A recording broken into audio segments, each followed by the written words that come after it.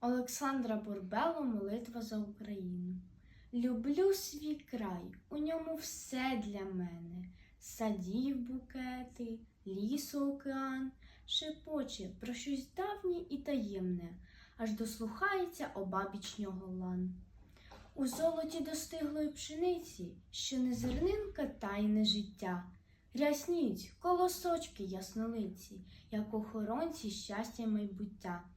На теренах святої України, величної держави між держав, твоєї і моєї батьківщини, тож працею її ім'я прослав, щоб ми були у ній не просто діти, а цвіт її і плем'я молоде. Довкола неї стільки того світу, також, як вона, нема ніде.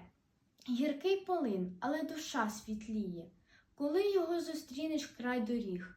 Гінкі тополі, наче наші мрії, верба розкішна, вічний оберіг. Росте така висока і розлога, заходжу в тінь, як у священний храм. Здається, вона молиться до Бога, щоб в Україні було добре нам. І я свою молитву долучаю за Україну, що в світах одна, така квітуча й пишна, наче з раю, для нас усіх дарована вона.